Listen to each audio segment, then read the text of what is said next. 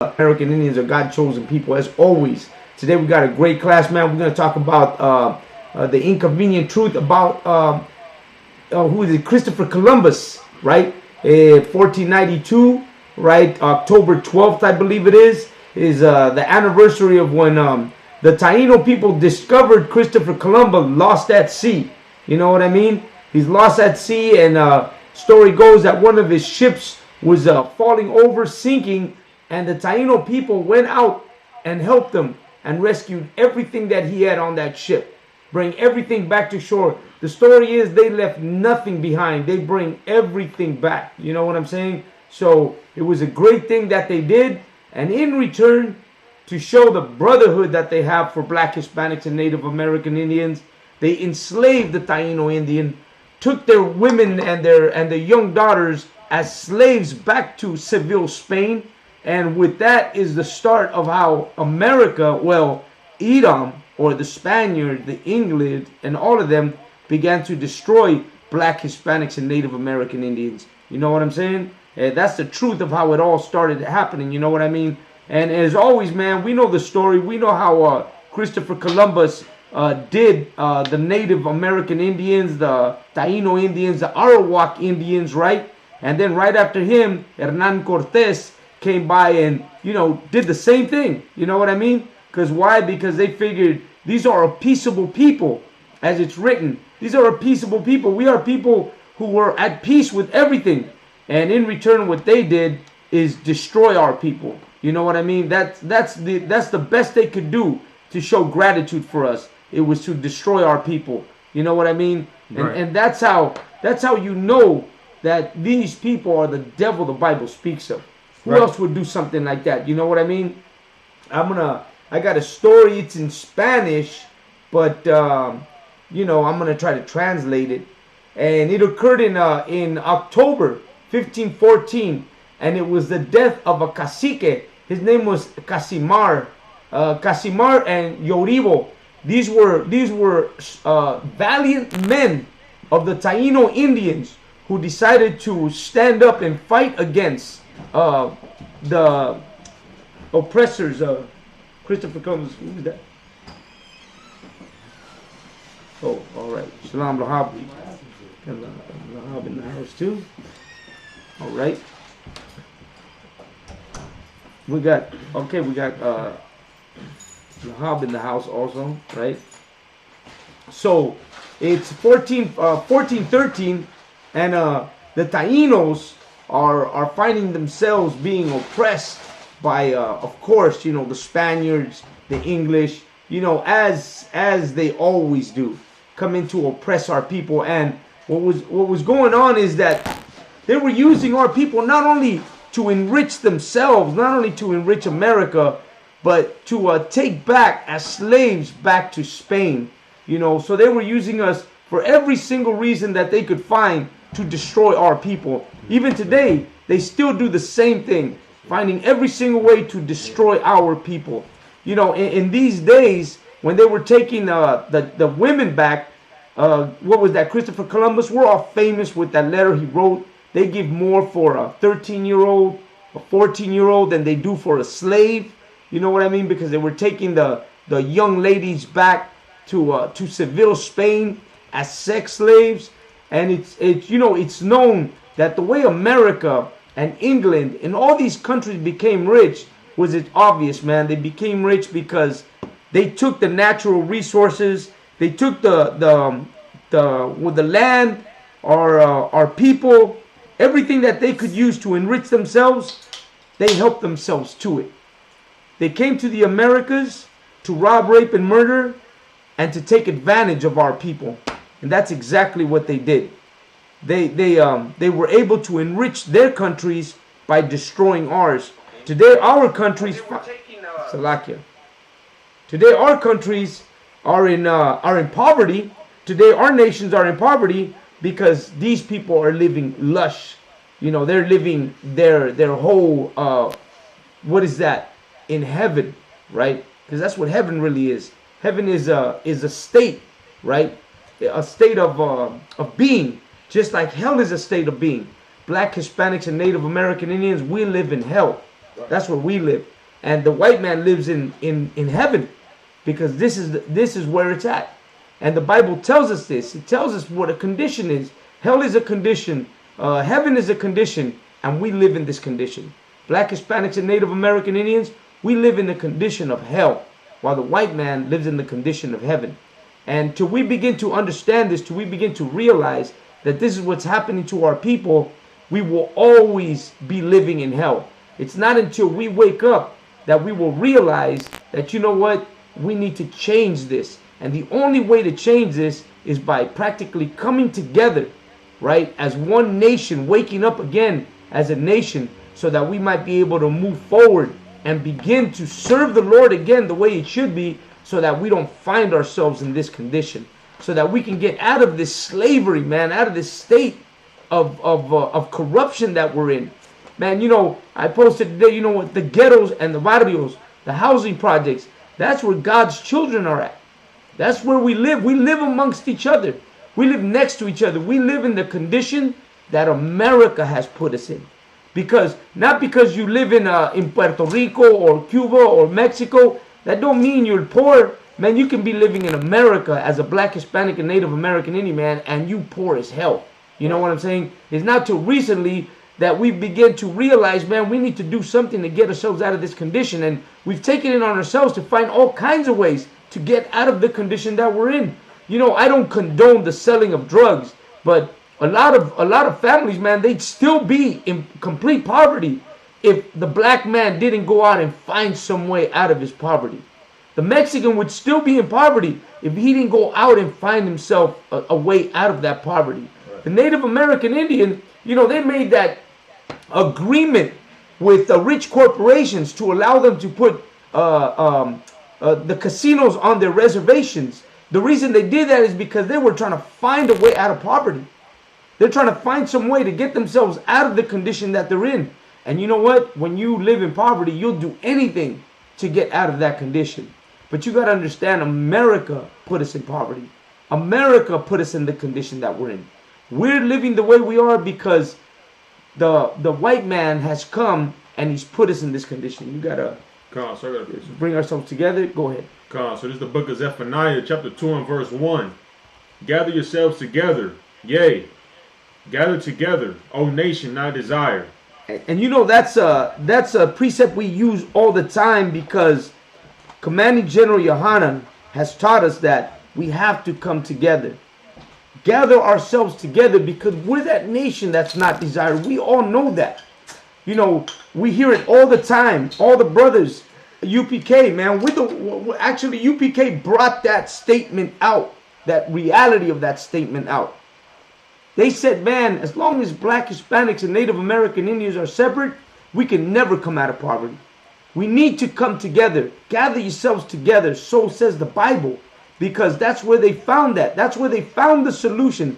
That's where the ISUPK has found the solution to the destruction of our people. And that is by gathering ourselves together.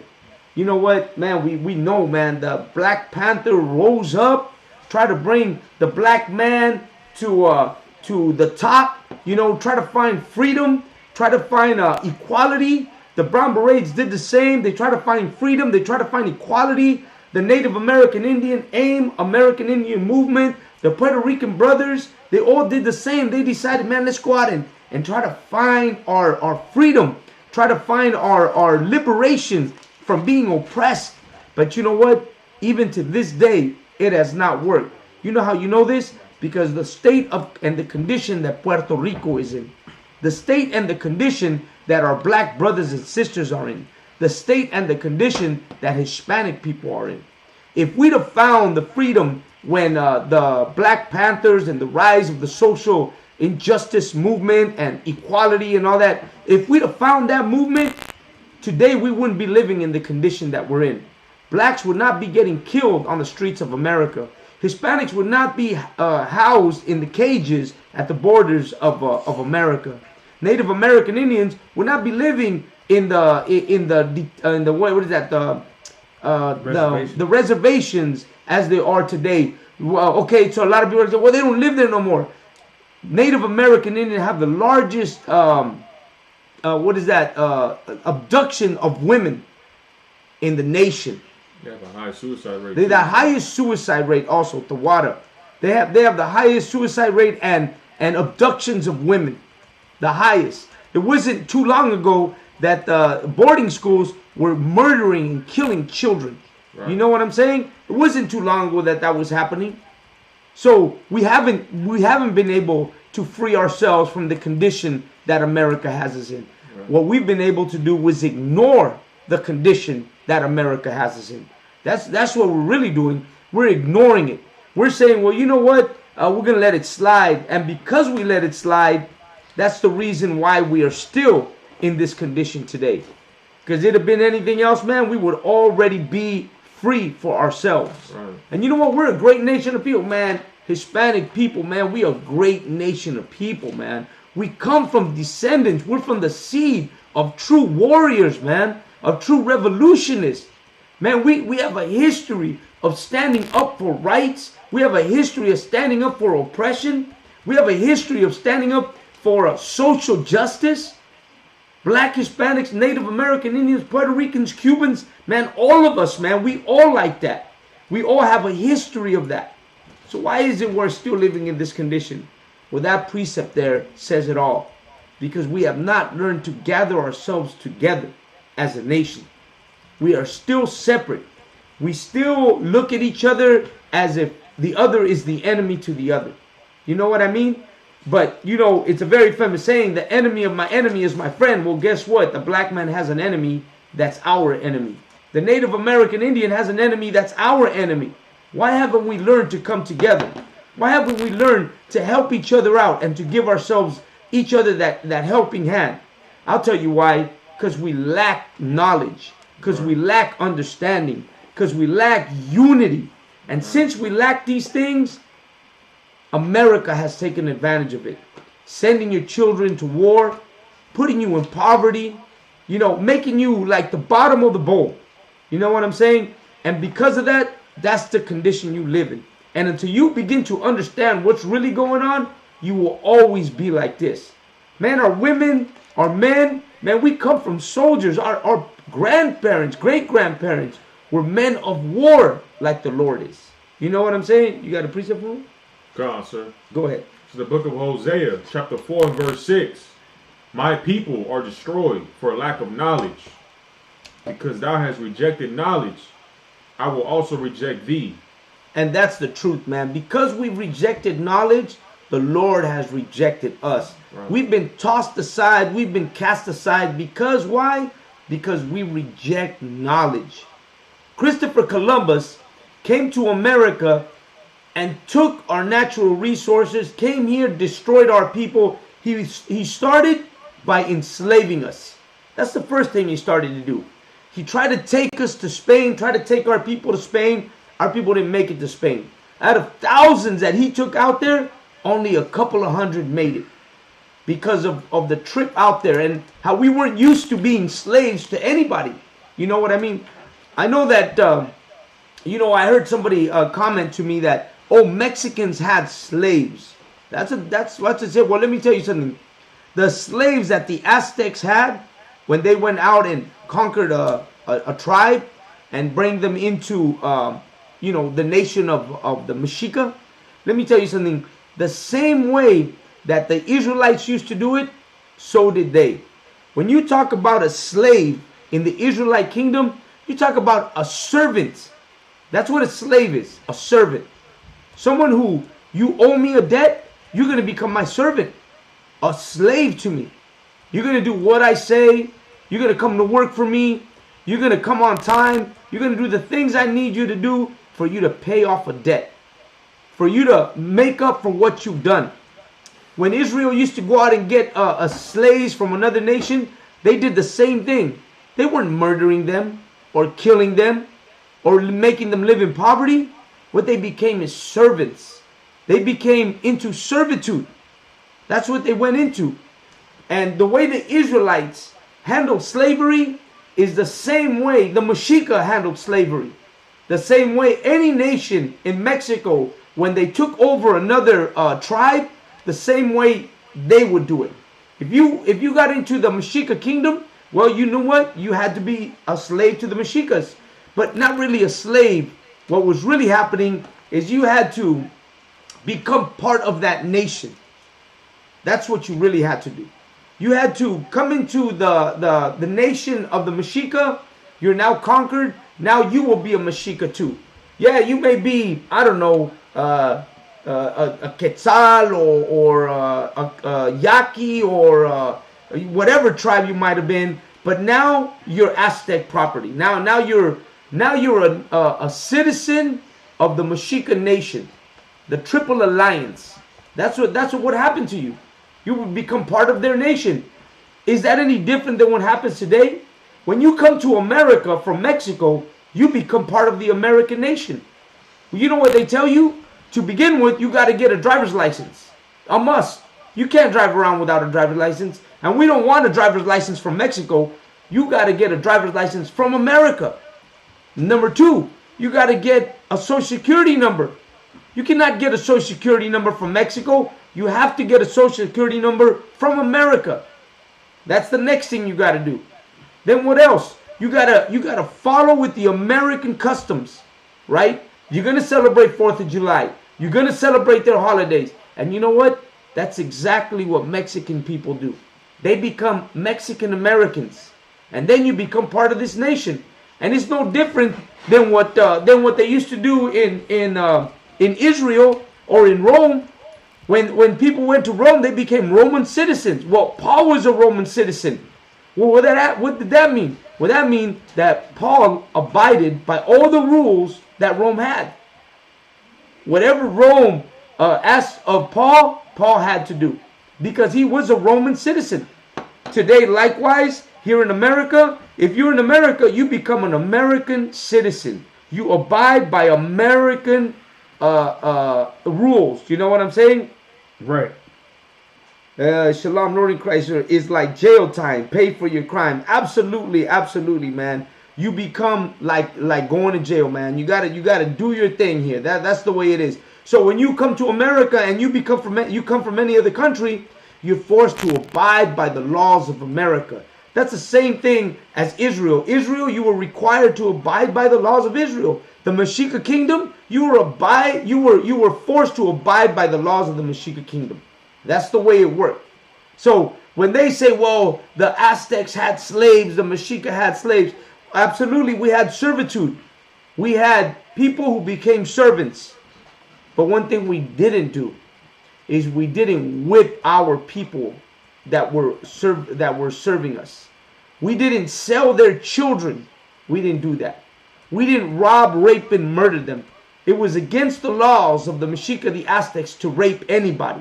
No matter what nation you were from, you were not allowed to rape. It was against the laws. You know, they said, I read this article that said that the Mexica used to make tamales out of people. You ever hear that? Did you ever hear that shit? Nah, that's new. If you should look this up. They got this thing where they say that tamales were made of human meat. They said what would happen is that if a man raped a woman, they would take him and they would kill him and then they would chop him up and make tamales from him. It is a fact. I'm not lying to you. If you look it up, you'll find that tamales are claimed that the Mexica, the Aztecs, ate tamales out of human meat. Well, that's a goddamn lie. Because just to begin with, the Aztecs had moral laws. And I'm pretty sure that eating another human is immoral. So you know that can't be true. The Aztecs lived by moral laws. You could not be a homosexual in the Mexica Aztec kingdom. You could not rape somebody in the Mexica Aztec kingdom.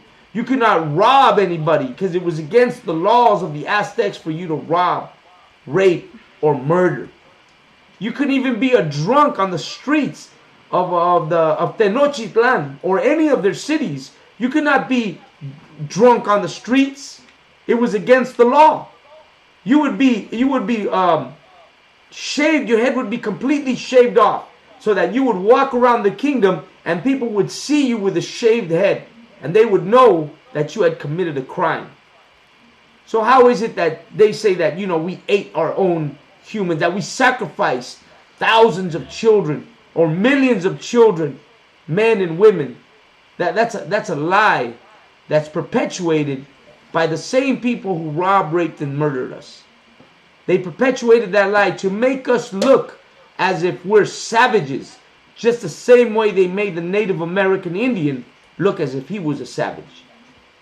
We abide by laws just the way our Israelite ancestors abided by laws. We had rules, we had statutes that we had to abide by, just the way our ancestors, the Israelites, had laws and statutes that they had to abide by. And when Cortez and them came to the Americas and saw what a structure of government we had, to them it was an amazement to see the structure of government that we had. Because the way we handled our people, our government, our streets, our cities, our food, right? Our water, our agriculture, to them it was an amazement. They knew that if they didn't destroy us, we would become a greater nation. The meeting of them and us was a mistake by them, because they knew if they didn't do this, if they didn't destroy us, we would be the greatest nation on the face of the earth. That's a fact. You know, the Lord appointed us to be the greatest nation on the face of the earth. He said, y'all keep my law, statutes, and commandments. You know, you got that one? Go ahead. This is the book of Deuteronomy, chapter 28 and verse 1. And it shall come to pass, if thou shalt hearken diligently unto the voice of the Lord thy God, to observe and to do all his commandments, which I command thee this day, that the Lord thy God will set thee on high above all nations of the earth. And that's what they knew. They knew that we would be a great nation. Man, black man, imagine if we weren't in the condition that we're in, the black man would be the greatest, how could I say, businessman on the face of the earth. They'd have all the baseball, football, and basketball on lock. There would be no greater sports, how could I say, corporation than that of the black man. Imagine how great black people would be if they owned all the sports. If all the money that's made by sports went straight to the black community, my God, it'd be the richest corporation on the face of the earth. Like, all black people would be way, way better than any white person. Because white people get rich off of black man's backs playing sports. If all that money went to the black community or black corporation, man, there would be no stopping the black man. He'd have everything. All the stadiums would be his. All the sports channels would be his. All the tennis shoes, all the clothing, right? All the logos, everything would be the black man's. It'd be like, man, they'd be both multi-billionaires over and over again. Imagine if the Mexican, right? If us Mexicans, man, if we controlled our natural resources, our food, right? Imagine what Mexican people would be. If we controlled all the fruit, all the vegetables, all the goods that fed the world, man, we would be the richest people on the face of the earth. Our corporation would be the greatest corporation on the face of the earth. We would control everything that had to do with agriculture, food, right, and architecture. Man, we would own all the architectural corporations, right? You needed a building, you'd go to the Mexican corporation. Bam, we'd be right there building your building, building your house, building your skyscrapers. But the money would go straight to our people. Mexico would be the greatest nation on the face of the earth. Right. You know what I'm saying? We would be a great place. Like, there would be no place like Mexico, knowing that we ran everything that had to do with architecture and agriculture and food. You know what I'm saying? And even textiles, right? But the Native American Indian is the same.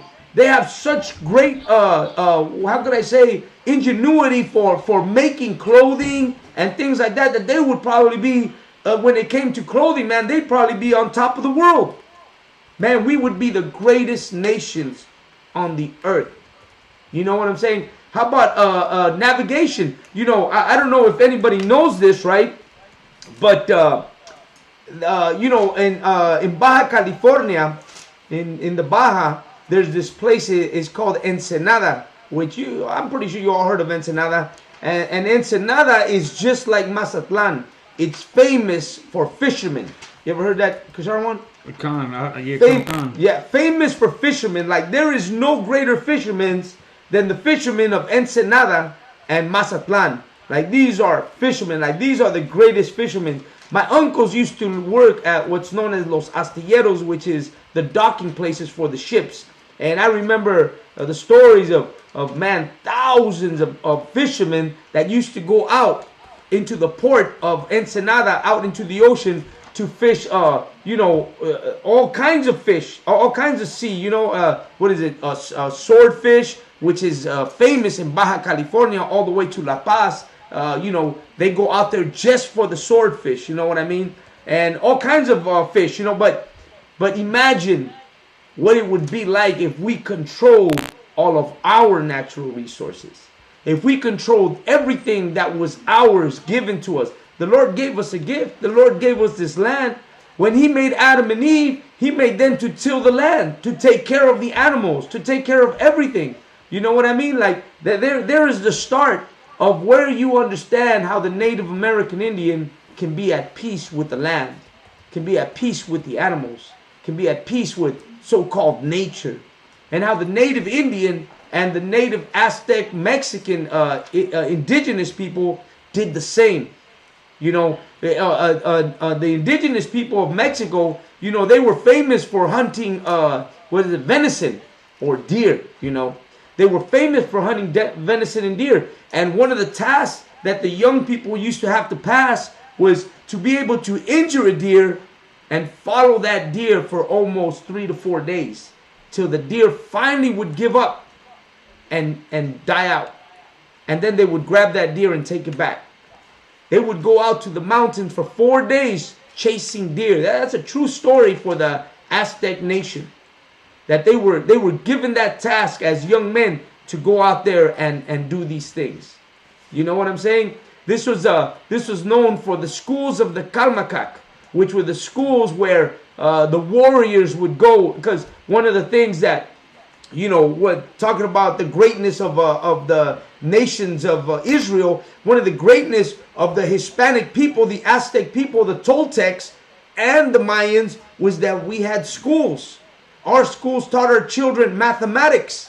Our schools taught our children war tactics, you know, fighting tactics.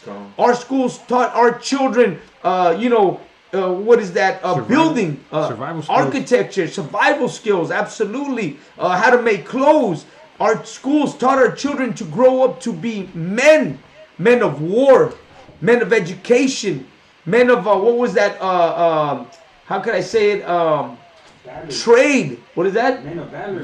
Valiant men. Trade. You know, trade was a major education tool for the Aztecs. Man, the Aztecs had these schools called the schools of the Kalmakak. Today, they're building, once again, I talk about it all the time, they're building the Mayan Train, which is a bullet train that's running from Central America all the way up to Mexico, and they're excavating, you know, the jungles. They're knocking down the jungles, and as they're going along, they're finding cities that are buried in the jungle that belong to the Mayans, the Yucatan Peninsula, Mexico, and all these areas. And one of the things that they found underneath one of these excavations was the school of the Kalmakak, one of the biggest schools in Mexico, where the kings or the people of royalty or the nobles would send their children to this school so that they could be educated. And they would send them at the age of 7 to 8 years old. And you know how all the brothers in the I.S.U.P.K, all these young men are now going through the training for Hebrew Academy, you know. And I know I got a lot of Hispanic brothers out there training for the Hebrew Academy. Let me tell you something. That Hebrew Academy is in your bloodline. Right. That Hebrew Academy is part of your history. That Hebrew Academy is part of your heritage, of your culture. Your children, when you were an Aztec, our spirits travel, right? When you were a spirit in the Aztec world, man, they made you go to this school. They made you go through. Man, I'm gonna tell you something. It's bad in the Hebrew Academy, right? That's why I tell you, man, you should just quit. But we're not quitters. We're men, valiant men, men of valor. We're gonna go to Hebrew Academy and we're gonna come out, you know what, with stars and stripes, so they say, right? We're going to come out stars and stripes. We're going to come out valiant men out of Hebrew Academy. Just the way we did in the schools of the Kalmakak. Before goddamn Christopher Columbus came and destroyed our nation. Before Cortez came and destroyed our nation. This school, the school of the Kalmakak, let me tell you, I'll tell you some stories that I read, because I read deep on this. The school of the Kalmakak, 7-year-olds were taught to go out into the forest and bring back firewood. And they would start with 1 log. And as they progressed 2, and then 3, and then 4, and then 5 to build strength in their bodies. Another thing that they did was they had to get up at 4 or 5 o'clock in the morning and go bathe in cold water. They would make them stay in the cold water for hours for their bodies could be adjusted to the temperature. Another thing they did, and I saw this and I was amazed, because, you know, the white man shows these pictures and says that we were torturing our children, because in the history books known as the Codex, which are ancient books of the Aztecs, the Mayans, and the Mexica, in these books they show children being stabbed in their bodies. They're being poked in their bodies. But the real story is that they would do this to them till they began to get adjusted to pain. So they would actually poke. What they were they from the cactus? Las espinas, right? The thorns. The thorns from the cactus. They would cut the thorns from the cactus and they would put them in the children. They would stab their skin with them till they started to adjust to the pain of the cactus thorns. And they would do that to them till finally they would, you know, they would be able to take on the pain of a cactus thorn.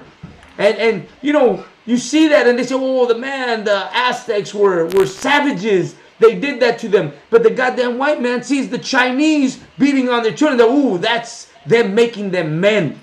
You know what I'm saying? Ooh, that's them teaching them to withstand pain. That's such an honor for the Chinese. But for us, it was what was it? It was monstrous. You know what I mean? But in reality, we already knew that thousands of years before the Chinese knew that. We already knew that in order to become a true warrior, in order to become a king, in order to become a real a man, you had to go through these things. You had to go through the suffering of life. And God made us suffer. God, you know what? God's doing that to us today. God said, you know what? For you to become real men, you're going to suffer. You're going to suffer in this captivity till you become right. What is that called? Chastising. Right. The Lord is chastising us. Chastising us because, one, we don't listen, and two, to strengthen us. Now, what do they say? Whatever doesn't kill you makes you stronger. But we're going to become stronger, and that's the same thing in the school of the Kalmakak, the school of the Aztecs. They did that to strengthen those children, to make them come out, some of them warriors, some of them merchants, some of them doctors, right? Some of them, what is that, astrologists, or what is it? The ones that see the moon and right. the stars. Astrology. Astrologists, you know what I'm saying? Some of them, what else? Some of them went out to become kings and priests and prophets. That's what they went out to do. Because in the school of the Kalmakak, they also taught religion. They also taught the ancient religion of the Toltecs.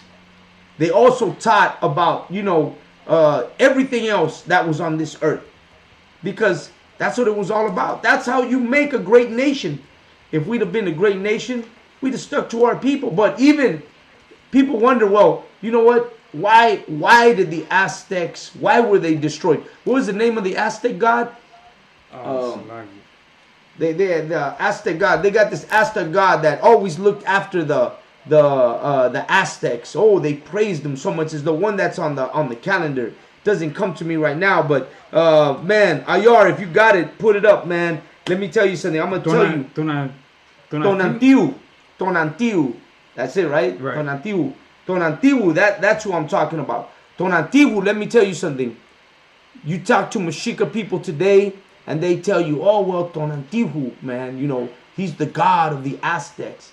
He's the one that looked over the gods. Well, where was your god? Where was your god Tonantiu when Cortez came? Where was your god Tonantiu when your women were being murdered? When your children were being murdered? Right. When your old men were being destroyed, man? Where was he at? Where was Tonantiu at when they took your land and your pride and everything, your language, your heritage, your culture? They burned your history books. They destroyed your schools. Where was Tonantiu then? Where was he at? Where's that God that you made of stone? And give me this about the gods, that we should not worship other gods. Okay. Where was your gods at? Where were the Aztec gods at when you really needed them? Where were they at to save your people, to save your nation, to save your heritage?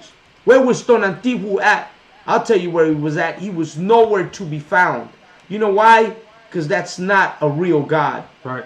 They have no eyes. They have no eyes to see, right? They have no mouth to speak. They have no ears to hear. They can do nothing for us. Right. So I all have that one, Slag, if you want it. Go ahead, give it to me.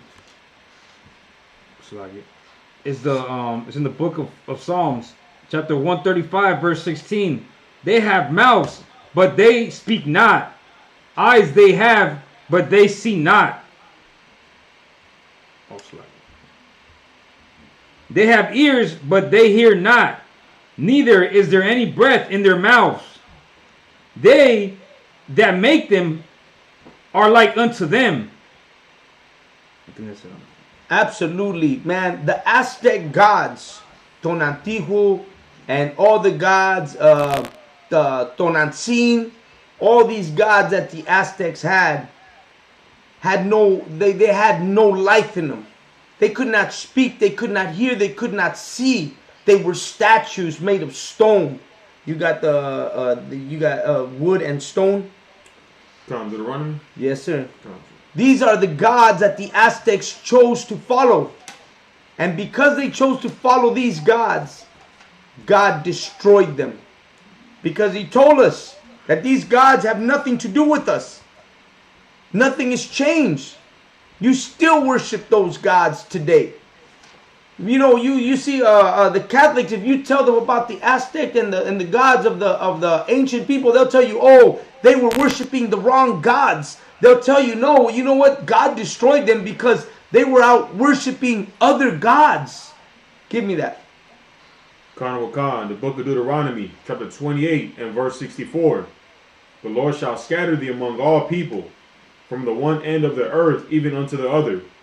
And there thou shalt serve other gods, which neither thou nor thy fathers have known, even wood and stone. And there it is. We came to this nation, we came to this continent, we came to this place, and we worshipped other gods. We worshipped all these gods that we didn't even know. These were the gods. Tonantiu was the god of the Egyptians, just with another name. Tonantzin was the god of the Egyptians, of the Assyrians, of the Babylonians. All they did was give her another name. It was the same God. No different than the gods of the Assyrians, of the Egyptians, of the Babylonians. All the Aztecs did, the Mexica did, these people did, is bring them with them when they came from their captivity. When they left the captivity in Assyria, they might have left the captivity, but all of their customs and traditions and beliefs, they bring with them. They did not shake that off of them. They bring all that and more back to this continent.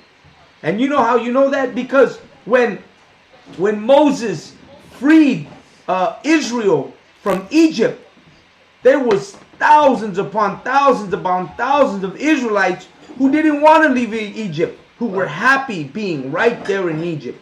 They wanted to continue worshiping Osiris. And they wanted to continue worshiping all these gods. All these the sun god, Iris, and who knows who, right? They still wanted to worship them. They didn't want to leave it. And they came to the Americas, and they still wanted to continue worshiping them. They didn't want to leave these gods. To them, it was important to have these wood and stone gods, because that's what they are. In that precept that says you will worship a wood and stone, well, guess what? The Aztecs were worshiping stone. Today, Mexican people worship stone. ¿Qué son? Las monos de yeso. San Martín de Porres, right? La Virgen de Guadalupe, right? El Santo Niño de Antoche, right? Malverde, goddamn Malverde, you know what I'm saying? We still worship these stones and wood, and we still haven't shaken it. We still slaves to worshiping other gods. And that's why the Lord is punishing us. But you know what? The Lord gave us that. The Lord punished us like that. The Lord said, because you're not listening to me, you're going to worship other gods. That's a curse the Lord put on us. Isn't that a curse, Oscar Ward? That's a curse. Isn't that in the book of Deuteronomy? That's in the book of Deuteronomy. You know why you worship the Virgen Maria? Because you're cursed. You know why you worship San Martín de Porres? Because you're cursed. You know why you wear a cross around your neck? Because you're cursed. You know why your tío and your tía le están dando que es vamos a darle homenaje a la Virgen de Guadalupe en su altar? Because you're cursed. Because your family's cursed. Because your loved ones are cursed. Because Mexico and all its inhabitants are cursed. And you know who bring that curse? Christopher Columbus and Hernan Cortez. This is what does that say? The gods of a nation that you did not know? Isn't that what it says? And that's exactly what happened. The Aztecs, when they seen Hernan Cortez, they were like in awe. They were like, God damn, a white man. They were like, damn, we ain't never seen anybody like that. Dressed like that, looking like that. That is something we've never seen before. They were in awe. A nation that they did not know. Man, Montezuma would tell you, man, that man, when they saw Cortez, to them it was like, it's like if you ever seen a goddamn alien. When you see an alien, whoa, what the hell, an alien, bro? That's what that was to them. Go ahead. Pastor, I got a precept for that, sir. Go ahead. This is the book of Baruch, chapter 4 and verse 15. For he hath brought a nation upon them from far, a shameless nation, and of a strange language, who neither reverence old man nor pity child. Man, that's exactly what it was. He bring a nation of what? Shameless nation. A shameless nation. Man, them Spaniards are shameless people, man. For all they did to the Hispanics, the blacks, the Native American Indians, man, they are shameless people. They had no shame in slicing your children up. They had no shame in cutting your people to pieces. They did that without even thinking about it. Shameless people. You know what I'm saying? Like, they had no compassion for your people. To them, it was nothing to them to destroy you or your people. You know what I'm saying? And we see this nation, and your families, your loved ones have not been able to shake it, man. That curse that the Lord put upon us is still here with us to this day. We still worshiping these idols. And let me tell you something. When they ask me, well, man, you know, your God ain't real. This is the Mashika's talking about, well, your gods ain't real. My God is real. My God is so real that he said he was going to do this to you. And you know what? That's exactly what he's done. Right. I'll put your God to the test. Your God didn't help you. Put my God to the test. My God said, I'm going to destroy you. My God said, I'm coming with a vengeance. My God said, I'm going to bring a nation that you've never seen before. A language you ain't never heard before. A shameless nation. And he bring the worst nation on the face of the earth to come against you. And let me tell you something. Man, he bring the worst nation. He bring the lowest nation out there to destroy you. Hernan Cortez, Christopher Columbus, Pizarro, all these conquistadores that came to the Americas, right? Or to this continent to rob, rape, murder, destroy your people were all the lowest citizens in Spain. They were like the lowest class of people that lived. They came from a place called Extremadura, Spain. And if you look for the nation of Extremadura or the city of Extremadura, you'll find that that was the ghettos of Spain. Extremadura was Harlem of Spain. That's what it was. People there ate only pig. Because you know what the number one export in Extremadura was? Exactly. It was pig. That's what they did in Extremadura. Extremadura, all of them were farmers. And all they farmed was pigs. That's what they did. Because they had nothing else there. They lived in poverty. It was the most impoverished place in Spain, Extremadura. And Cortez, Columbus, and all of them came from that place. As a matter of fact, the Virgin Mary, La Virgen de Guadalupe, comes from Extremadura, Spain. What a coincidence, huh? That these guys come from there, and so does Guadalupe. You can look it up. Look up on your Google search, Guadalupe River, Spain, and it's going to tell you that it's in Extremadura. And Extremadura was the ghetto of Spain. Extremadura was the worst place to live.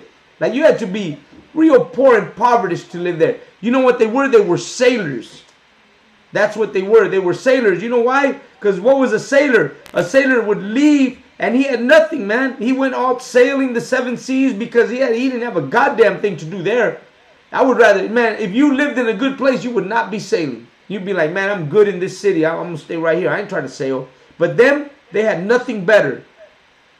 What's better? Just, man, get out to sea. For how many years? A year and a half. How long were they gone for? 3 years.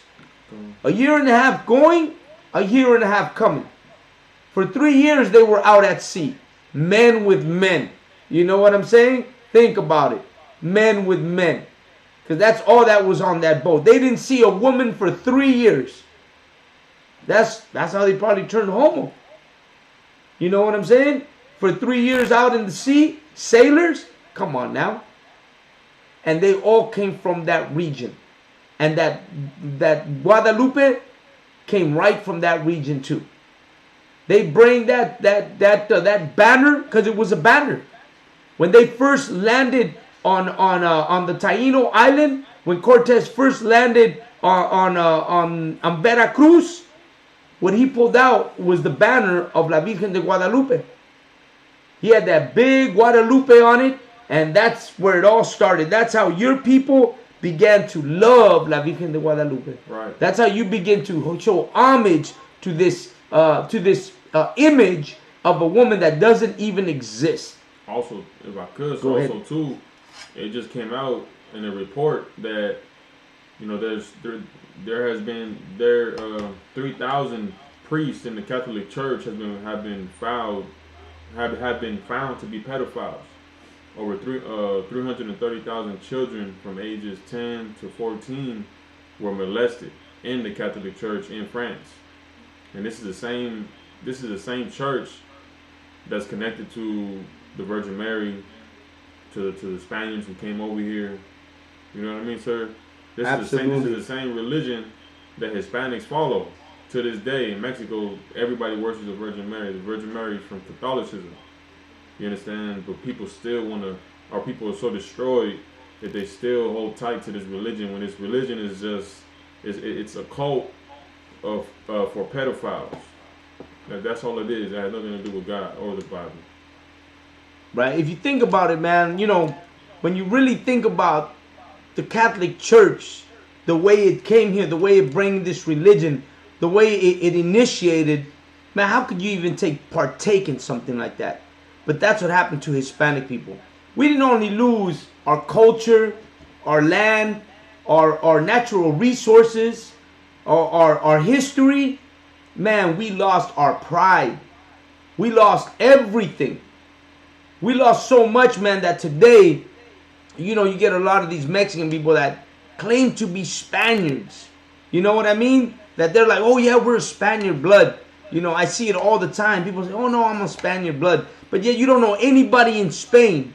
You don't know anybody to visit in Spain. Right. You're a lost generation of people, man. You're Israelites. But the Lord has cursed us. Right. Because of what we do. That's the reason that we're in the condition that we're in. Right. We're in this condition because we're cursed. We're cursed because why? Because we chose to abandon the Lord and His commandments. And now, this is where we're at. If I could too, Go ahead. sir. And also, man, like we brought out earlier, the scripture says, Hosea 4:6, my people are destroyed for lack of knowledge. There's people who are destroyed and you know, they're still in the Catholic Church. There's people who know the Catholic Church is wicked, but they're stuck on the gods you were talking about, sir, the Aztec gods. Right. You know, they say don't call us Spaniard, don't call us Hispanic, don't call us Latinos. You know, we're Aztecs, we're Mayans. When in reality, that's not who we are. You understand? We are Mayans. We do come from Mayans and Aztecs. That's who we descend from. But that's not our title. That's not our identity. You understand? Our identity is Israelites. We're Right. Israelites. We're the nation of Israel. You understand? If you're Mexican, you descend from I.S.U.P.K. You understand? If you're Honduran, you descend from Zabala one. That's who we really are. We're from the 12 tribes of Israel. We're not. Our title isn't Aztec. That's not our identity. You understand? That's misleading. Then there's those people. Then there's people who, you know, so there's people, at the end of the day, there's people who know the truth, but they're not in the truth. You see what I'm saying? Right. There's people who say they're Israelites, but they believe that black people aren't Israelites. You know, there's people that, it's just a bunch of confusion out there, man. A whole lot of confusion. Our people are just destroyed. Hispanics are destroyed, blacks are destroyed. All of Israel is destroyed. And the only place where we can really learn who you are and come back to your culture and, you know, really recognize who you are is in the I.S.U.P.K. and the Commander General Yahanna. This is the only place where you're going to be able to really wake up out of that sleep, out of the sleep that we're in America. You understand? So, you know, thanks to the Most High, to Commander General Yahanna, the men beside him, for the I.S.U.P.K, man, because without this, our people would be destroyed. Our people will have no way out, you know. But thanks to the Most High and to Christ, that, you know, it's been successful. You understand? It's available. Man, you know, absolutely, man. If not for the I.S.U.P.K, we would not be speaking like this. We would be trapped in Catholicism, in Christianity. We would be trapped in everything that our oppressor has given us. You know what I mean? And today, especially today, man, you know, because today, you know, they want to, you know, even though you see it, a lot of people are destroying the statues of Christopher Columbus, right? But even though you destroy the statue of Christopher Columbus, his legacy is still inside of you. Right. His poison that he brought to the Americas, to our people, still lives within. It still exists inside of us. Our people are still Catholics and Christians. You know what I mean? We still worship the Virgin Mary. We still worship that white Jesus. It hasn't ended. Not because you decided, you know, well, I'm not gonna have the what is that? The day of Christopher Columbus. I'm gonna celebrate indigenous. What is that? Indigenous. The Indigenous Day. Yeah, for natives or something. For the native, yeah, the Indigenous Day. So a lot of people are like, you know what? I'm gonna celebrate Indigenous Day. Right. But let me tell you something. If you celebrate Indigenous Day, but you still choose to celebrate Thanksgiving, right, or you still choose to celebrate Halloween, or you still choose to celebrate what is that? A 4th of July or New Year's, or you choose to celebrate any of these holidays that America has, then let me tell you something. You are still infected with the lies and the perpetuated hate that the Spaniard bring with him. Right. Nothing is changed in you. Just because you want to celebrate Indigenous Day or you're proud to get Indigenous Day, that means nothing. Right. Because it means nothing to them. And that's why it shouldn't mean nothing to you. If I could, Go ahead. If I could, sir, after that, it's not going to change anything. It doesn't change anything. It's not going to change anything if you destroy the statue of Christopher Columbus. If you the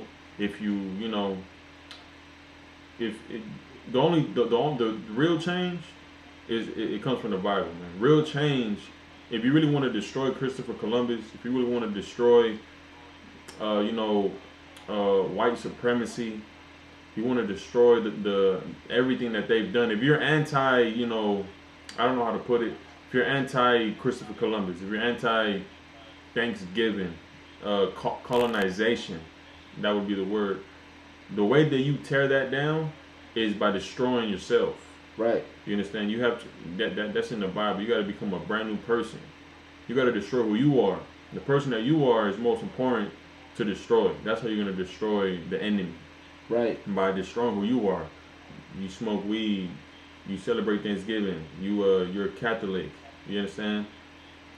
By you doing that and taking hold to the commandments, the commandments that God gave us, that's what's really gonna make a change. That's really gonna make an impact in this battle that we want to be in, that we want to fight in, but we can't because we're not fighting with the right tools. To fight with the right tools, you gotta go by how God says to fight. I got a precept, sir, if I could too. Go ahead. The book of Baruch, chapter 4 and verse 1.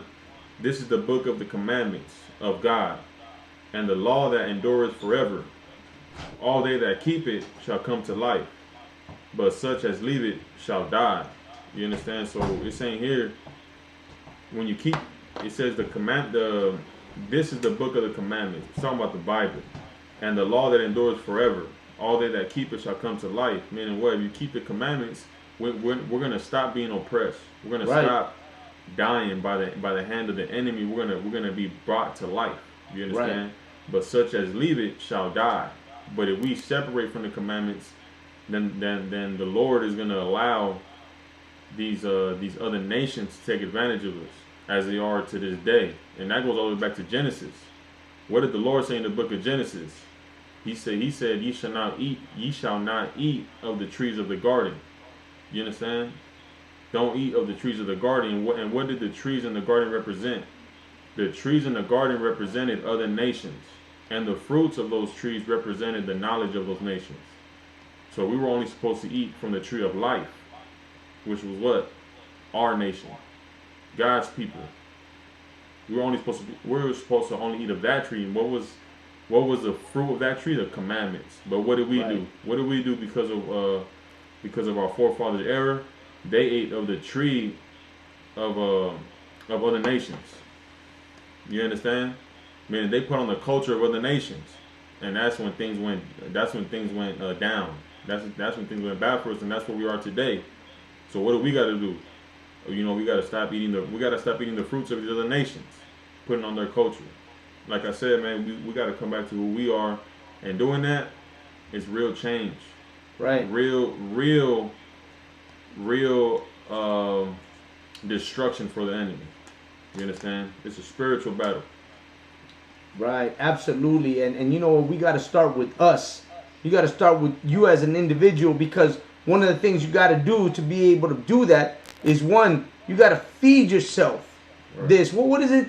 You can't learn to love if you don't learn to hate.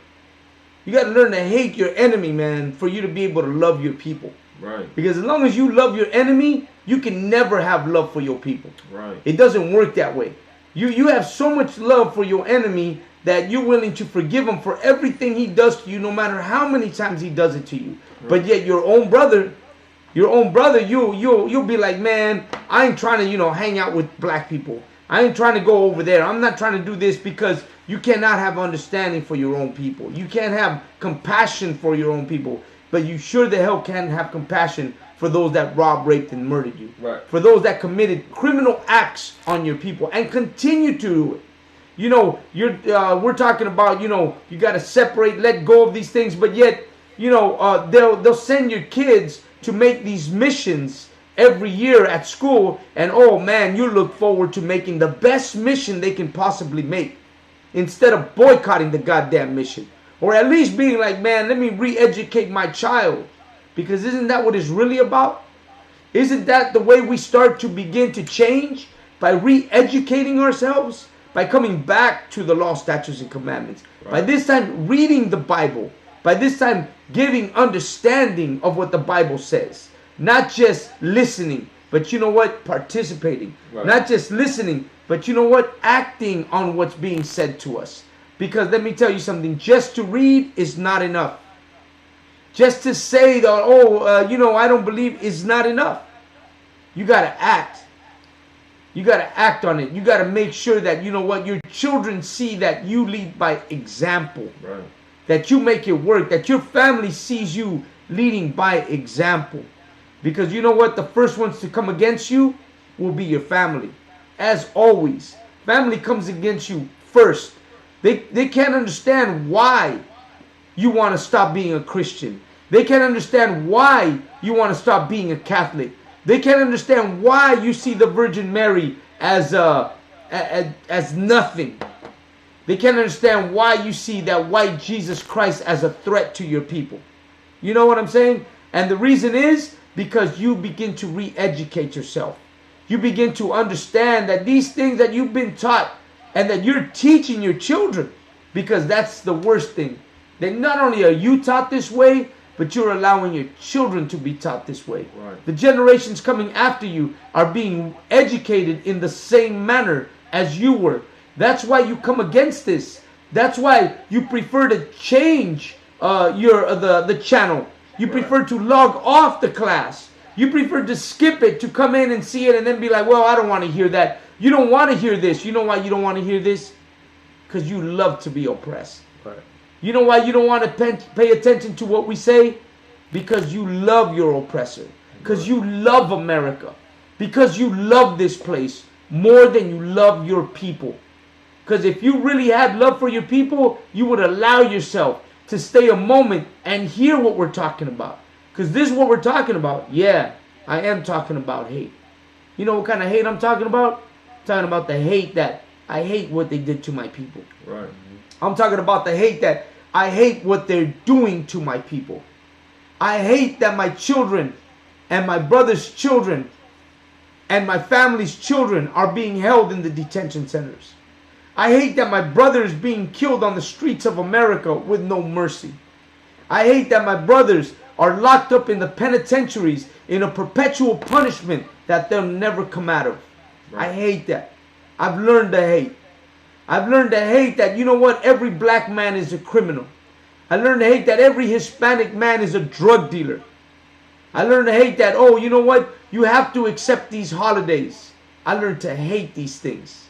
Because when I learned to hate these things, I learned to love my brother. Right. And I begin to understand that what my brother needs is help. And the help he needs is going to come from the Lord. Go ahead. Charles, I got a precept for you, sir. The book of Ecclesiastes, chapter 7 and verse 7. Surely oppression maketh a wise man mad, and a gift destroyeth the heart. Man, absolutely. Oppression should make us mad. All the oppression that black Hispanics and Native American Indians went through, we should be mad. Right. We should be outraged for what's going on with our people. Right. But you know what happened? Your own people taught you to be subservient and love your enemy. Right. Martin Luther King taught you to love your enemy. Right. These white preachers, these Hispanic preachers, these Hispanic priests, they're teaching you to love your enemy. They're teaching you to forgive them. Turn the other cheek is what they tell you. Show love instead of hate. But you know what? They never show love for you. They only show hate for you. Right. And you know what? They're becoming rich off of your love. The more love you give them, the richer they become. They hate you so much that they've learned your attitude, your character, your ways. And they've learned how to, you know what? Come up on them. Go ahead. Sir, if I can add to that, that applies to voting. You know, when that time comes around for our people to vote, You know, we become angry because of the past president. He didn't do anything for us, so we're angry. We're protesting. You know, we're making noise. So then what happens? We're mad because of the oppression we're going through. But then a president comes. He speaks his words. You know, his words to make us feel better. And that destroys our heart, like the scripture says. It says, oppression maketh the wise man mad, and the gift destroyed the heart. Meaning we continue to get destroyed because we keep on believing what these presidents are telling us. And you understand? And that's the problem with our people. That's one big problem with our people. We continually want to lean on America, believing that one day they'll make a change for us. You understand? When it shouldn't be that way. We need to understand and accept that America is never going to help us. We need to accept that, period. They're never going to help us. We're going to have to do it ourselves. You understand? And how do you do it? You got to get mad. You got to get mad, man. You can't be out here happy about life. I'm not saying be depressed, right, but I'm saying don't ignore what's happening to your people. Right. You know, don't be ignorant and all happy and jolly and nah. Why? Because man, there's people at the border suffering. Right. You understand? There's sisters who got what's it called? Vasectomies. Vasectomies. I forgot what it's called, but when they remove the part of the woman's body, which yeah, she can't that's have, exactly what it is. They can't have kids. That happened to sisters in the detention centers. Unwillingly, they took them to the doctor. They put her asleep. She didn't know no English, so she's just saying yes, yes, yes.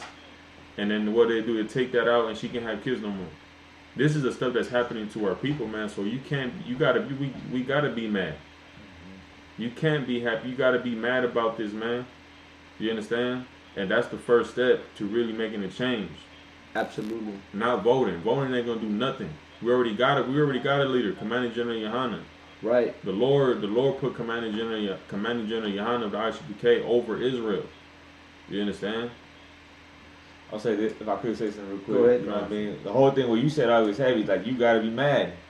Like you think about everything that's happening in your life, the fact that you gotta work at slavery every single day, the fact you get pulled over by cops, the fact that your people are being thrown inside cages, right? The fact that someone died due to police brutality, right? That you don't have a father, that you don't have a mother, you know, the tragic things that happen in your life.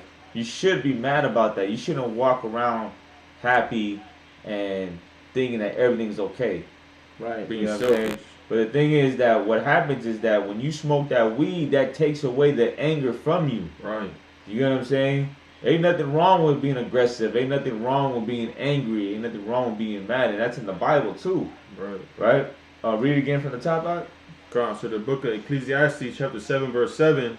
Surely oppression maketh a wise man mad. And you think about your life, man. Oppression maketh a wise man mad. And there is nobody that's being oppressed but blacks, Latinos, and Native American Indians. Right. You know what I'm saying? You should be angry. You should be mad. It's a righteous thing to be mad. There is a such thing as righteous anger. Right. You know what I'm saying? And you should have anger. You should be mad. And the UPK allows you to be angry. Allows you to be aggressive. You know what I'm saying? You just got to channel that in the right way. Right. On the right hand side and not on the left hand side. You shouldn't pick up a gun and start shooting everybody. But you should pick up a microphone and speak about the things that are happening to your people. Right.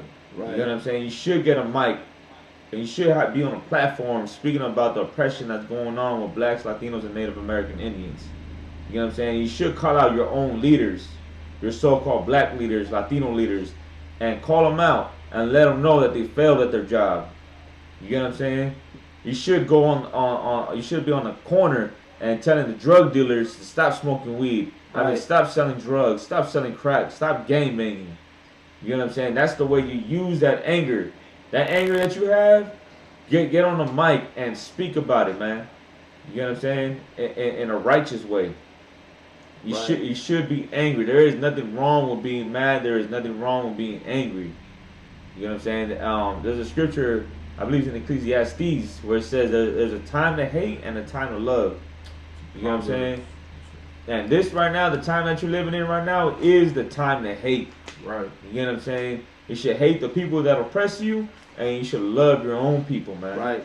You know what I'm saying? This is that time right now. Absolutely, absolutely. That's the way it should be, because we've been taught to be subservient to love and love this and love that. You know what I mean? But in reality, when you show love, the other nations are showing hate. Right. But you're over here trying to unite in love and harmony. The other nations are not showing love nor harmony. Right. What they're showing is hate. What they're showing is despise for your people. What they're showing is murder and killing and anger and discrimination. Right. You know what I'm saying? That's what they're showing. They're showing putting you in cages. They want to free the dogs. They want to free the goddamn. What do they put on the top of eggs? Cage-free chickens. Right. Well, they want a cage-free chicken, but they don't want a cage-free human Mexican Right. or cage-free Salvadoranian or Guatemalteco. They don't see you that you should be cage-free, but they see that animals should be cage-free. You know what I'm saying? So really, when you think about it, you got to see for what it is, and what it really is that they have a hate for your people. Right. They have a hate for Black, Hispanics, and Native American Indians. I know you saw that video of I don't know where they're in a football game where all these white people are running out of the stadium, Right. or running onto the field after their team won, and then a black woman runs off the bleachers along with the white crowd, but the cop only grabs the black woman. Right. You know what? That's a perfect example of what they think about you, black woman, black man, Hispanic man, Native American, Indian man and woman. That's how they see us. Go ahead. Or another thing too, why is it that you're a so-called black man, right? You get pulled over by a cop, and you reaching for your wallet, and they shoot you right away. They pull a bullet in your head for reaching for your driver's license or your ID. Pull a bullet in your head. A white man is allowed to get an AK-47, pull that right to a cop's head. Nothing happens. You understand? Right. A white man, a Caucasian, could pull a gun in front of a cop, and they'll calm him down. Hey, you don't put the gun down. Or a white boy is allowed to go inside a church and shoot 9 black people. Right. Right? Walk out. Cops take him to McDonald's, get some food, and then he goes to jail. Right. Why does that happen? You ever thought about that? Why is it that a white male is allowed to be violent and allowed to be a psychopath? Right. But when it comes to you reaching for your wallet, they're quick to put a bullet in your head if you're a black and Latino. Absolutely. And you know what? It should be nothing new to us because it's been like that since the beginning. Right. We've always encountered this problem with America. You know what I'm saying? You live in a nation that was made off of hate of black, Hispanics, and Native American Indians. The foundation of America is a foundation with hate. Right. With hate for your people. You could never think that they're going to change or that there's going to be love. Man, it's been over 500 years and they still see you in the same manner. It's like that last thing I want to say, which is this. Why is it that the people from Afghanistan are allowed to come to this country? Right, But Mexicans aren't allowed to come into this country. You know what I'm saying? Mexicans get put inside cages. The Haitians aren't allowed to get come into this country. Right. You know what I'm saying? They're at the border right now with no food and no water, suffering and dying. Right. You know what I'm saying? With no shelter. Right. But the people of Afghanistan, who are known to be terrorists, known to be enemies of America, are allowed to come into this country. They got what? Airbnbs? They get, man, all the help in the world. All the help in the world they get. But if you're Mexican and you're Haitian, no love for you. Right. You know what I'm saying? Ain't no help for you. You're left for dead.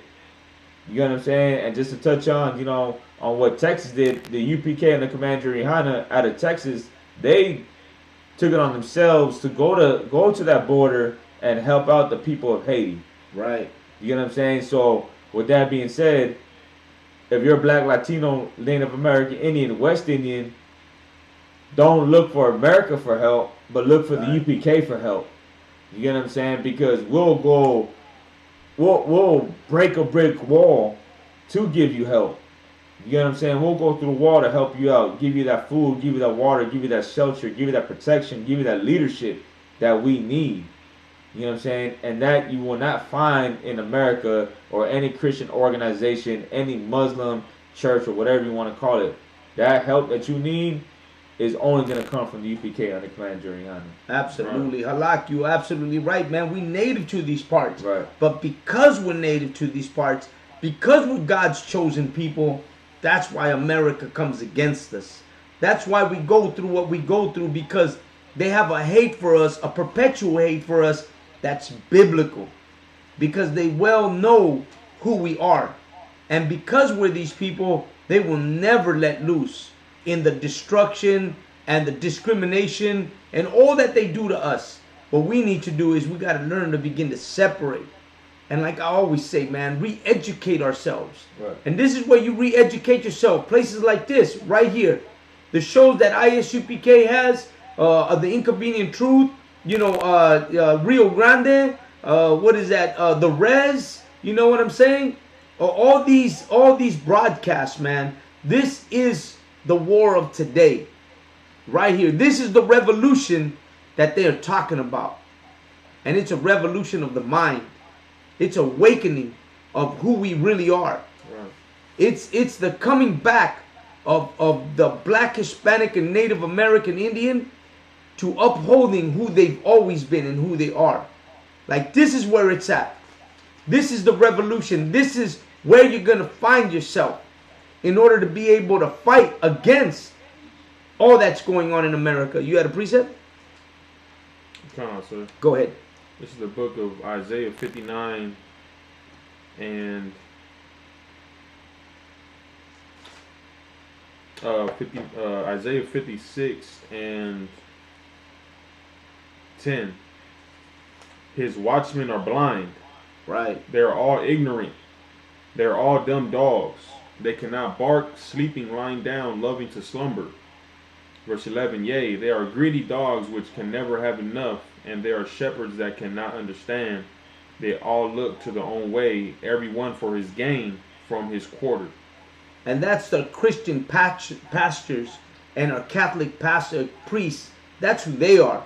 They're the ones who are greedy dogs, man. They have no interest in re-educating yourself. Let me tell you something, man. The Catholic Church, the Christian churches. Oh, Salaki. Oh, Salaki. Go ahead and pick that up. Watch out, because my thing is on it too. Okay, Salaki. With our Christian pastors, our Catholic Church, man, you know what? They have no interest in re-educating our people. Right. The education that we got to find has to come from real real revolutionists who think different, who see things for what they really are. And you know what? They're right here in the ISUPK. All these brothers, man, they're the real revolutionists. They're the ones seeing the reality of what America is, of what people are. Man, when we say hate, man, you got to learn to hate, because you know what? The only way you're going to love your people is to once again begin to hate your enemy. Right. And you know what? The Christian church is your enemy. Right. The Catholic Church is your enemy. Right. When Christopher Columbus came here, he came and brought that Christian and Catholic ideology with him. And with that, he bring rape, he bring murder, he bring starvation, he bring poison blankets, he bring, poison rations. Right. He bring all these things with him. He bring a war against Black, Hispanics, and Native American Indians. And right behind him, the English came with the same ideology as him. How to destroy a man. They have mapped out how to destroy our people to this very day. Right. Go ahead. I'm gonna say this too. Going back to, like, remember what I said about the anger, right? How like it's okay to be angry. So imagine this. Imagine like you like someone in your family get killed by a cop. And you go to that church and you tell them, man, like, they did this to my family. What is that pastor going to tell you? Right. You know what I'm saying? Like, what is that pastor going to, like, what's the advice? What's the counsel that pastor's going to give you because some cop killed your cousin? Right. What do you think he's going to say? Well, you got to forgive him. Right. You know what I'm saying? Like, you think about what our people inside those cages. You go to that pastor and you tell him, man, our people inside those cages, what is he going to say? He's going to say, just forgive, and forgive. Love them. Forgive them. You know what I'm saying? That's taking that anger away from you. That's that righteous anger that you should have for your people. Right. And what you're saying, like the scripture you pulled about our leaders being Was it dumb Dumb dogs? dogs. Dumb dogs. That's exactly what they are. They're dumb dogs, meaning they're not gonna help you. Their job is to give the warning, to to lead us and warn us of destruction, but they're not warning us. Right. They're not giving us that warning that we need for us to survive. You get the point? Right. Go ahead, Right. Exactly. No, go ahead, Oscar. Oh, I just wanted to answer that. A good example of that is when that white police officer, that female white police officer, went into that brother's house and shot him dead.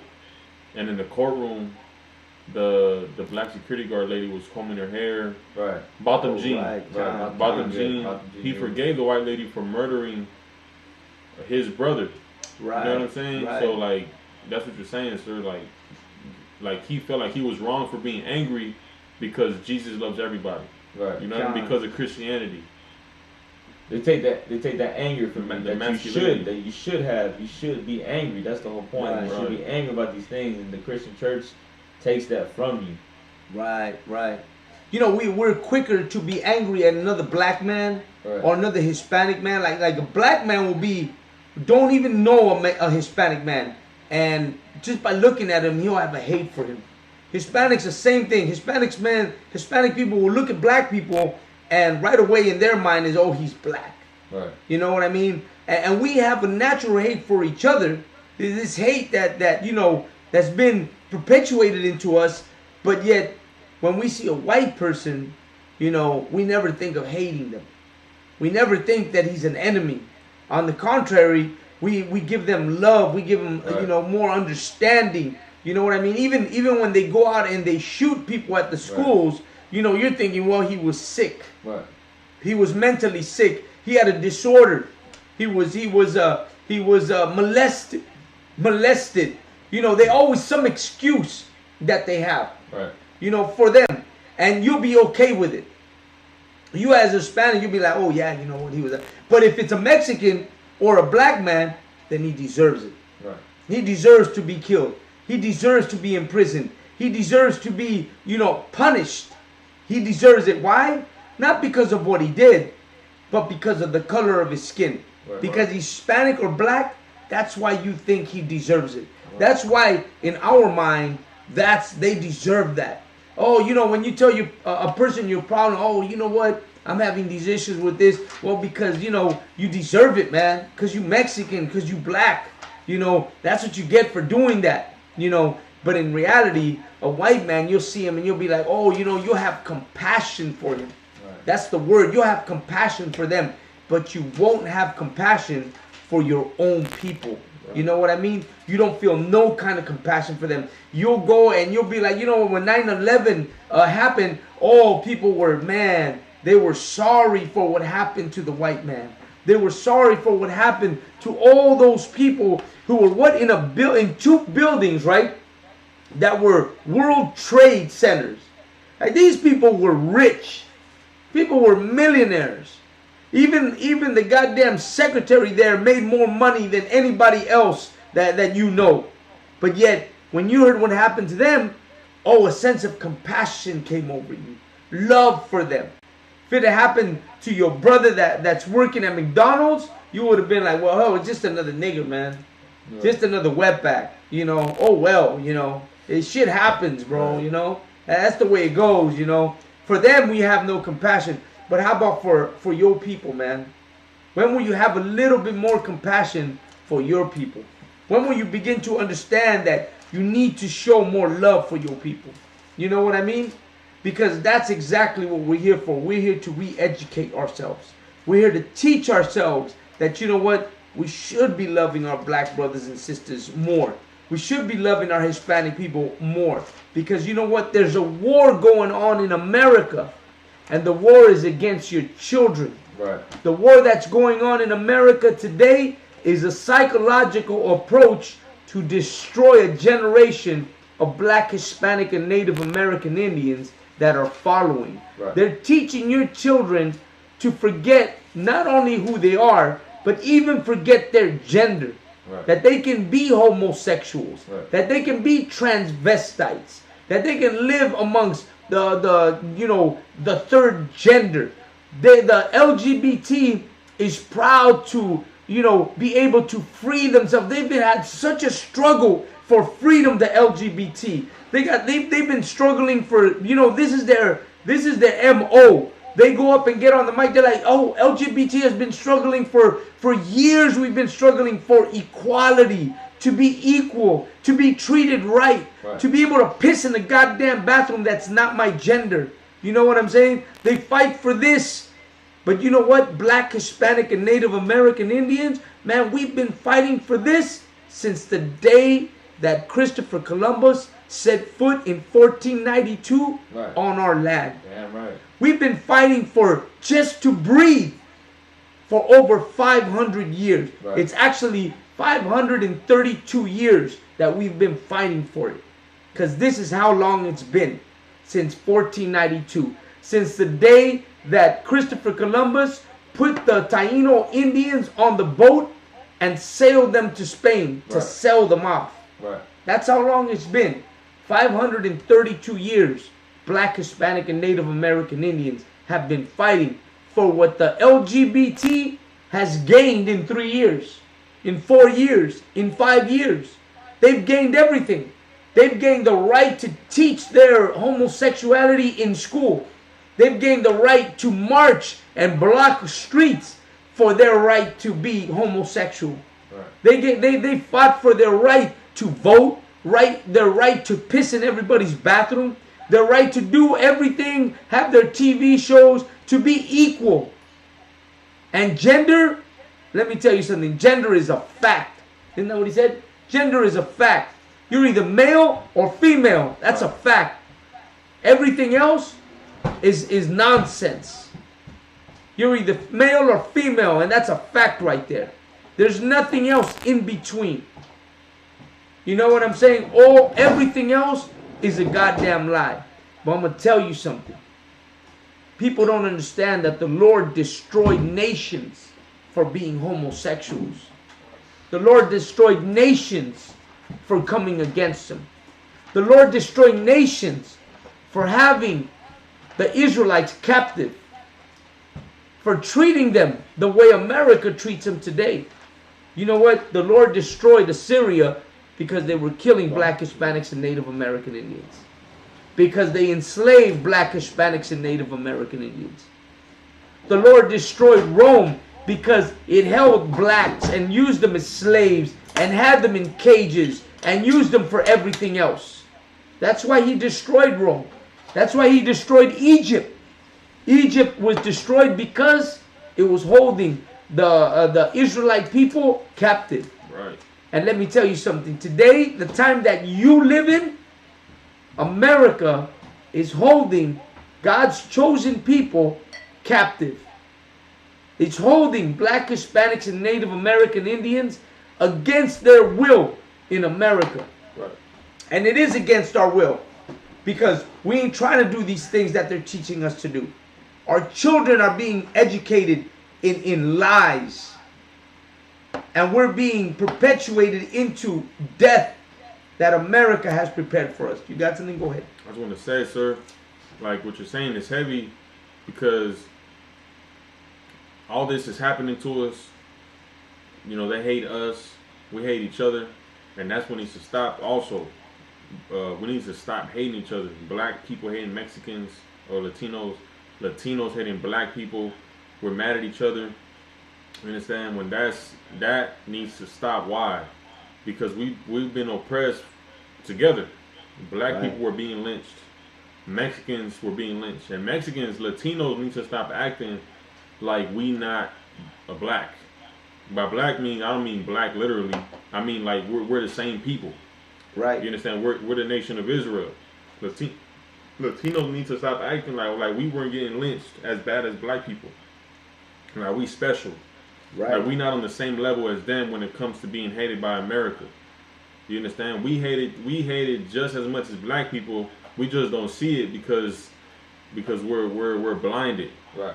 You understand? The history isn't out there like it is with black people. It's not out there in the media like it is with black people. But Hispanics are being lynched just as much. All the terrible things that are happening to black people is happening to Latinos. Right. You understand? So we need to come together. And all these Hispanics, man, I'm telling you, man, Hispanics, man, you brothers gotta get mad, man. Brothers gotta wake up. Right. Come into this truth. Really stand up for something right and righteous. Be a man. Stand up for something that everybody is afraid to do, man. God. You understand? You got to get so mad. You got to stop doing drugs. Right. You got to see all the damn gang members selling drugs in your community, killing each other. You got to say, you know what? I'm not gonna kill my brother, man. I'm not gonna sell drugs. I'm not gonna support it. I'm gonna stand up for what's right. Where the hell is righteousness at? Right. Where the hell is God really at? Because I see these churches, I see all these people being Christians and Catholics, but it's all fake. Where's the real God at? That's what you got to really ask yourself, man. Where is God really at? If God is real, where is he at? And you're going to find out that it's in the ISUPK. Right. You understand? That's what you're going to find out. If I could bring a precept out, sir. Go ahead. Isaiah 54:11. O thou afflicted, tossed with tempest, and not comforted, behold, I will lay thy stones with fair colors. This is the Most High speaking, man. He's saying, thou afflicted, tossed with tempest, and not comforted. Who is that talking about? Who's not comforted today in today's times? Who hasn't been comforted for over 500 years? Black and Hispanics. Right. We are the people that are afflicted continually every day. We're tossed with a tempest, meaning what? We're like a wave, in a storm. It's just, we don't have any rest. We're just tossed left and right, and we're not comforted. We're not comforted by the government. We're not comforted by the leaders that supposedly say they're leaders. We're not even comforted by each other. We hate each other. You understand? The Lord said, I will lay thy stones with fair colors and lay thy foundations with sapphires. Meaning what? The Lord is saying, man, he's going to build us. He's going to build us righteously. Right. If the foundation of what the Lord is going to build us on is with fair colors, just imagine how great it's going to be when just imagine how the rest of the house is going to be. If the stuff that's under the ground that you don't even see is going to be like, it's going to be gold and silver and pearls, that's the foundation. Imagine what the building's going to be like. Right. You understand? Imagine like that's what the Lord has prepared for us. Something absolutely amazing, man, above our imagination. And that's what we have waiting for us. You understand? We can't get that from nobody else. Yeah, that's all I'm gonna say, sir. Right. No, absolutely, man. You right about that too, because you know what happens is that if we continue the way we are, we're gonna find ourselves in a nation that where we're no longer gonna be able to prosper the way that some of us do. We're gonna find ourselves at the bottom, the bottom of the boat. And it's time that we start waking up, man. It's time that we start waking up and we get together and that we start doing what we're supposed to do. Man, let me tell you something. It's always been that Israel, the men and the women, man, we always come together to do the right thing. Right. In the end, the Lord always prevails. He's always got us out. He's always found a way for us to get out of our demise, our captivities. Man, it's going to happen one more time. Right. The Lord's coming back to get us out of our captivity. He's going to free us from this place. But what we got to do is come to the ISUPK. Right. Come in here and do what we got to do here.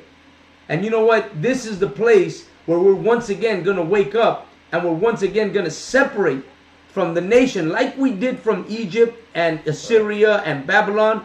And we're going to separate from these nations. And we're going to be able to once again rise to the top. The Lord said, right, that we're going to be above every nation that's on the face of the earth. And that's our goal. Right. To come together. There's a precept, right? And the precept reads that in the land of our captivity, we'll remember who we are. And we will once again call God by his name. And that he will hear us. Right? And once again, we will become a nation. And that's the time we live in today. The time we live in today is the time where we're getting close to becoming a nation all over again. Where we will once again rule, man. What is it? Esau is the end of the world, and Jacob is that follows. Right. Well, it's time for Jacob's time. This is the time that we live in. It's Jacob's time. And the only way that it's going to be Jacob's time is when you become prepared for that's coming. And that's where we're at now. Go ahead. I got a precept for you, sir. Go ahead. The book of Isaiah, chapter 54 and verse 7. For a small moment have I forsaken thee, but with great mercies will I gather thee. Verse 8. In a little wrath I hid my face from thee for a moment, but with everlasting kindness will I have mercy on thee, saith the Lord thy Redeemer. And let me tell you something. He says for a little moment. But the Lord, what does it say? A day is a 1,000 years. One day is 1,000 years. And 1,000 years is a day. So that one moment that he's talking about is all this time that the Lord has turned away from us. All this time that we turned away from the Lord. But the Lord has given us his back for a second. Because we choose to not listen. We choose to not follow. We choose to not keep the law, statutes, and commandments. But that day is coming to an end. That day that the Lord has turned away from us is coming to its end. Right. And the Lord is about to come back to his nation. He's about to come back and raise Israel once more time. And he's going to show all the nations that us, these that they call niggers and spicks and wetbacks and savages, that we were a great nation. And that we are gonna be a great nation. I'm right. And they're all gonna see that what the Lord had ready was more than they could ever deal with. And you know what? We're gonna reign above all these nations that once held us captive and that once saw us as nothing. And they're about to realize that us, man, we're the greatest nation on the face of this earth. And just the way I said, you know, when Cortez landed in Mexico and saw all that we had, and he was in awe and he couldn't believe it, guess what? He's about to see it all over again. The world is about to see it all over again. They're about to see what a great nation Black, Hispanics, and Native American Indians can be. And on that day, man, the Lord is going to be here with us. Christ is coming back with 100,000 million angels, right? And they're about to see the sky split open and the black angels come down with the Lord, and we're all going to go with them. You know what I'm saying? So we got to get ready for this, man. As always, man, we're the I.S.U.P.K coming in California. This is the Inconvenient Truth. Don't forget, we're on our new page, which is the StreamYard. I don't know how it works yet, but we're going to figure it out.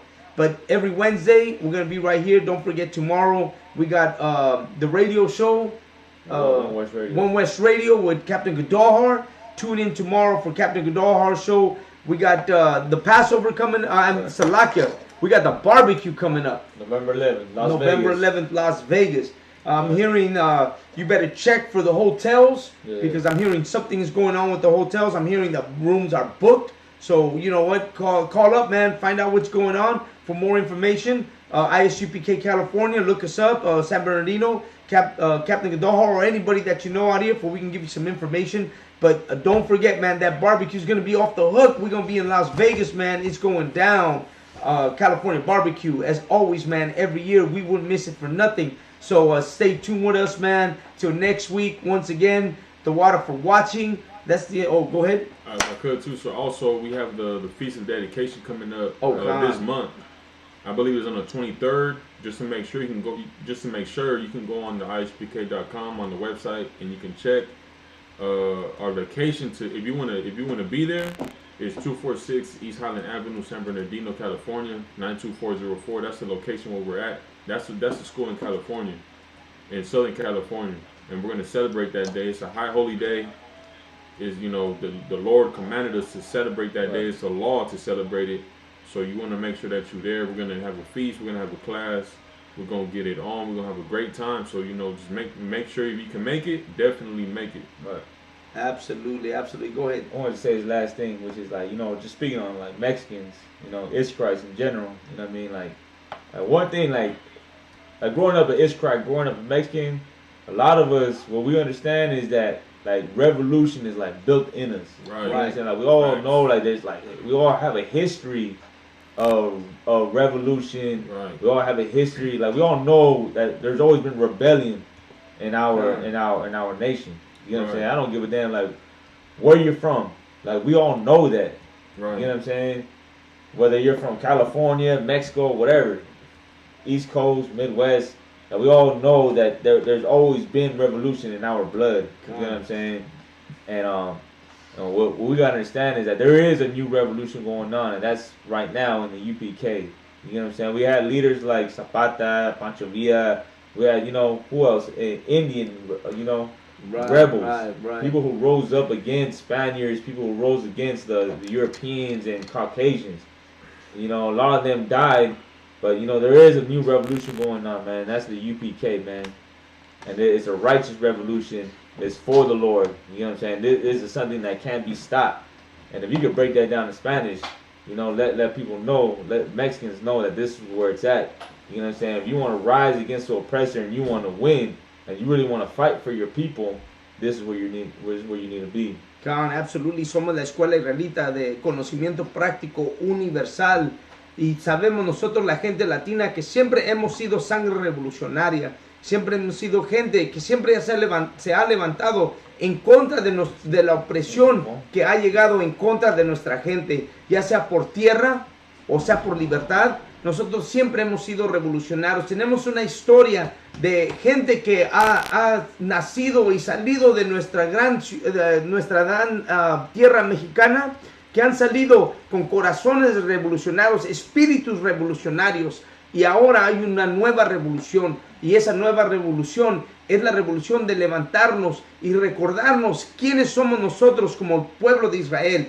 Una revolución espiritual. La revolución va a ser cuando todos nosotros nos unemos una vez más y nos juntemos como un pueblo, para cuando el gran Dios de nosotros, el Todopoderoso, regrese y Cristo regrese con sus ángeles, nosotros podamos hacer esa gente guerrillera que Dios está llamando para prepararse para este día. Y este día está muy cercano.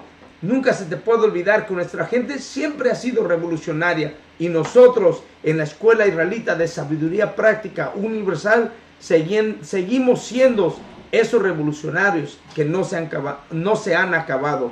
Con eso te damos las gracias por haber sintonizado. Si quieres clases en español, sintoniza al Río Grande, que es la Escuela Israelita de Sabiduría Práctica Universal, y I.S.U.P.K. México. Allí puedes agarrar las clases que damos nosotros en español, en tu idioma. Es tiempo de levantar este pueblo. Con eso nos despedimos. Shalom, Yahweh, Ba'ashim, Yahweh Shai, Baruch.